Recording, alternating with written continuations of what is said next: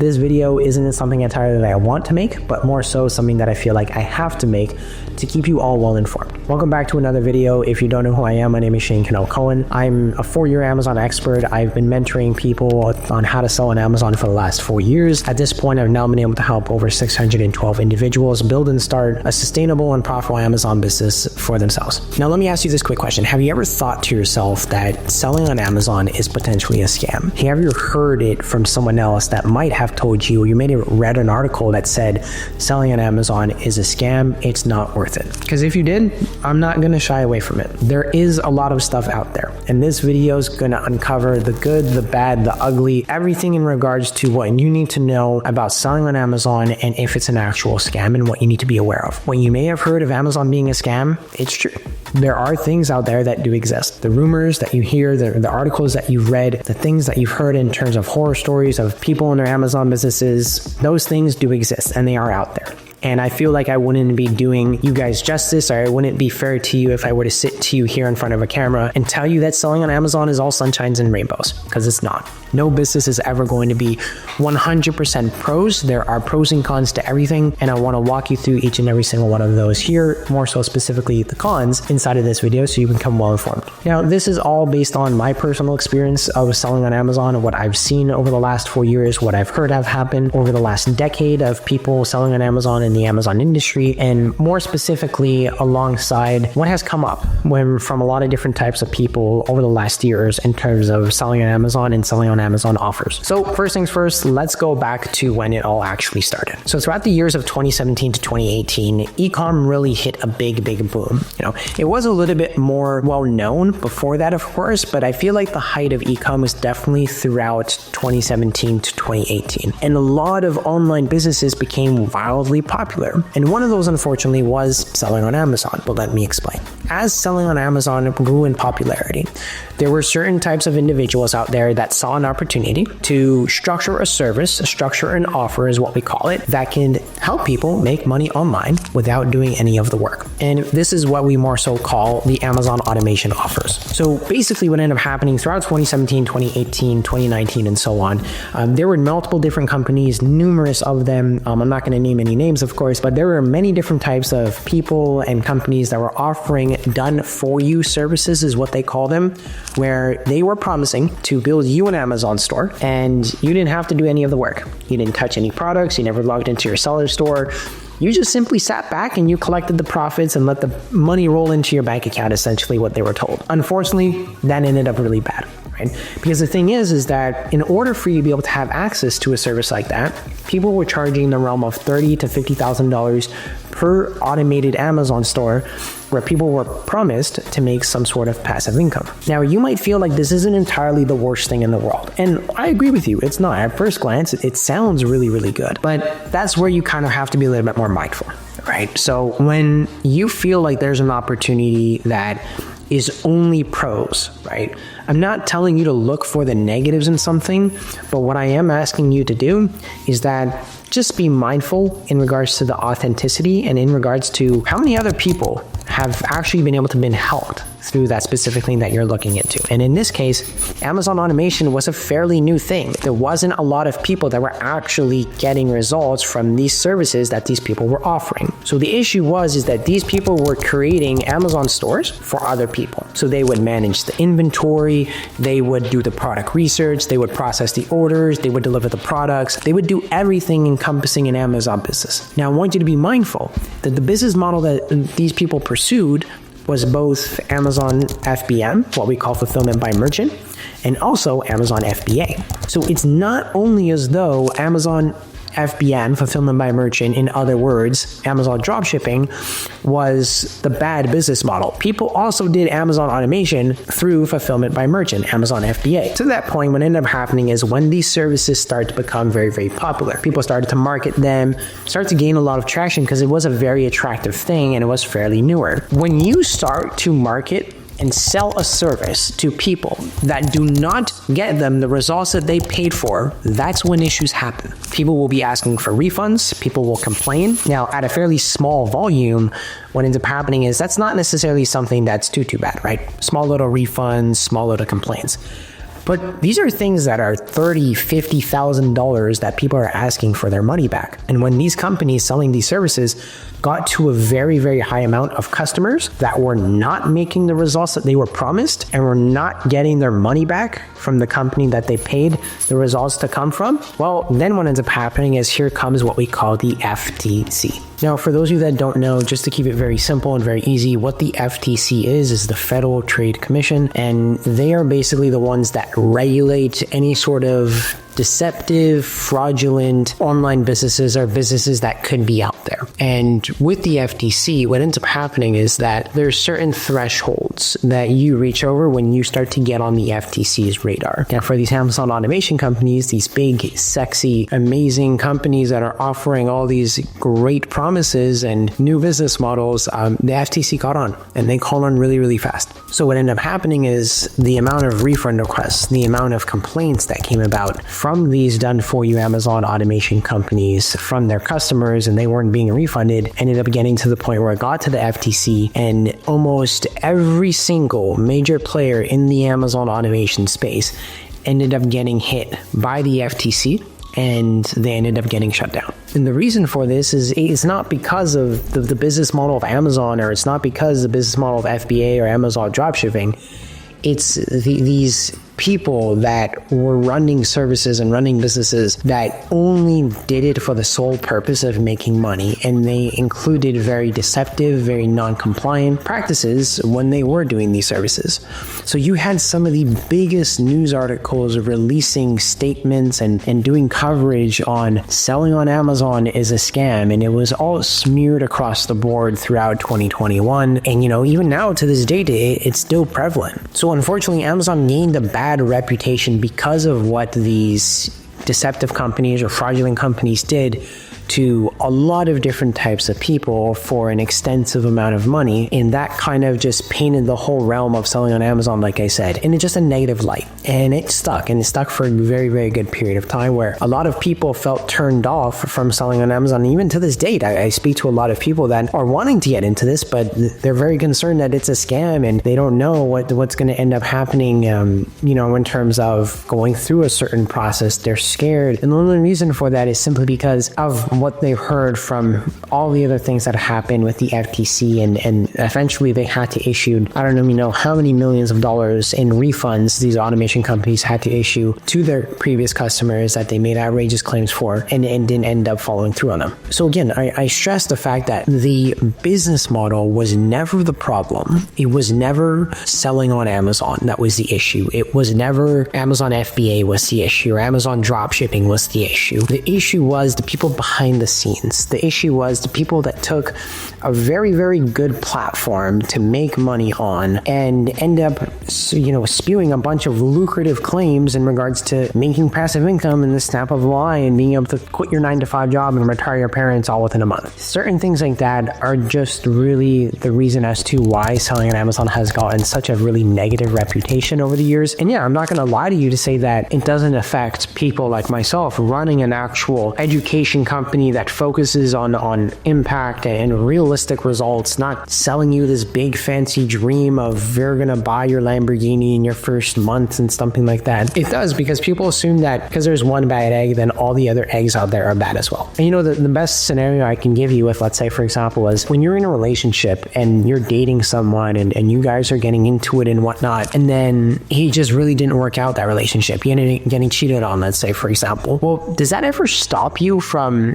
dating again? Do you ever stop looking to go on dates or finding your significant other that you want to be with for the rest of your life? Of course not, because you know that relationship is not a full indication in regards to what everyone else is out there like in the whole entire world. And I urge you to think about the same exact way in regards to what it's like when you're selling on Amazon. These automation companies gave everybody selling on Amazon a bad taste. It was very scary. It was very, Amazon is a scam, were all the titles, and that kind of stuck for a really, really good time. And like I said, again, it sticks now to this date, but don't think that just because of one bad egg that all the other people out there are just as bad as well. These companies were just simply operating in bad faith without providing real results, without providing real support, one-on-one guidance, and really just had no intent of having the customer's best interest at their forefront. So that kind of started the whole entire aspect of selling on Amazon is a scam, and selling on Amazon is not worth it, and it's all just a fraudulent thing and whatnot. And I'm sure you've also heard of other scenarios where there's been Amazon horror stories. There's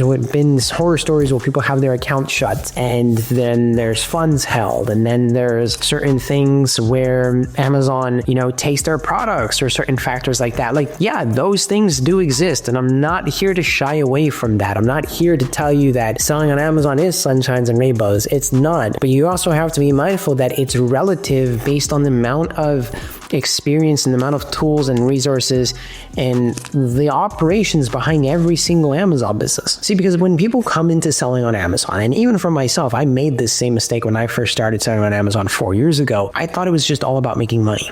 I thought it was all just about how I want to make money online and have this online business. I thought that was the coolest thing in the world when I started in 2021, because I just dropped out of school. I was still living with my parents. I had basically nothing to do. But the thing is that selling on Amazon is not just about making money, and especially in 2025. The reason for that is because if you just focus on making a dollar amount with your Amazon business, you're going to be able to make money. Don't get me wrong. You will. You'll make sales and whatnot, but you're only going to be able to do that for 3 months, let's say, for example, and then Amazon's going to shut you out. Amazon's not going to allow you to sell on their platform for any longer after that. And the reason for this is because selling on Amazon, you need to focus on the customer experience, right? The only reason why Jeff Bezos in his beginning with the bookstore was significantly better than anything else is because it was so customer focused. And when people are selling on Amazon, they want their sellers to have that same mindset. So you need to focus on maximizing the customer experience when you're selling on Amazon in 2025. Don't just focus on making money and then you're totally good to go. It doesn't work that way. What you need to focus on is ensuring that if someone bought a product from you, then that's great, but the job's not finished. So what you then need to ensure of is that product gets delivered to the customer in a timely manner in a proper condition. And if you can be able to meet those conditions, then what ends up happening is,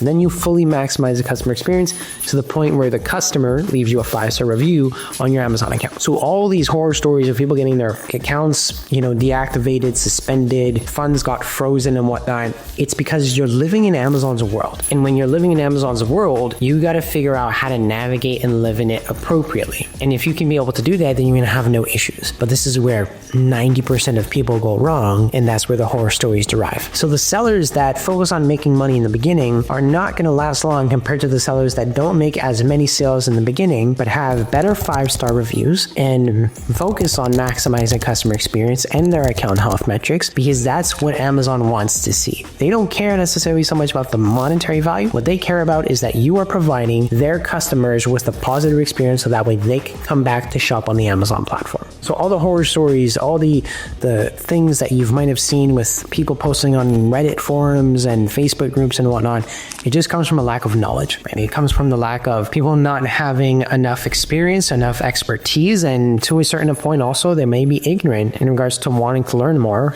with their Amazon businesses. And to be clear, that's exactly why I have a whole entire chapter inside of my whole entire mentorship program that dives deep into each and every single element of the account health metrics, how to make sure that it's spotless 24/7, you're always within the targets, and more specifically, quite literally like a whole entire SOP flowchart in regards to how to literally maximize the customer experience at every single point in their journey to the end point where they leave you a 5-star review. Now, if you feel like you want to be able to sell on Amazon in a sustainable, long-term way with the right methods, the right methodologies, without having any horror stories come about that's not actually a scam, click the link below, apply to be a part of my mentorship program so that way I can show you what we do and how we treat every single one of our students inside our program and why exactly we're so different compared to everything else that's out there.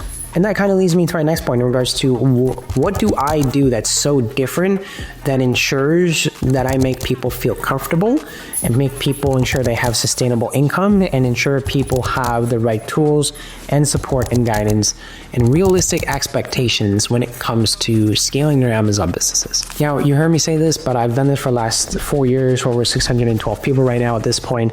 And generally speaking, every single thing that I tell you, every single single testimonial I show you or my results that I show you are either from my Amazon store directly or they're from real people with real results inside of our program, just to show you what's realistic with an Amazon business. Now, I'm not going to tell you, like someone like Christian, let's say, for example, that you're going to make $5 million in your first year selling on Amazon. It won't happen. Right? Christian and I have been working together for over 2.5 years. Right? Same thing with someone like Ray. Right? We've been working together for 2 years and he got to $100,000 in his last 12 months. Everybody's at different positions and everybody scales in a different way. But that's why the mentorship process, what we provide you with, is more contextual one-on-one support, just to be able to make sure that we're catering the learning and the experience and ensuring that you're never missing any sort of critical pieces when it comes to scaling your Amazon business and doing it in the right way. So yes, within the mentorship program, you're in control. It's your business, it's your bank accounts, you're the one that's running the day-to-day operations.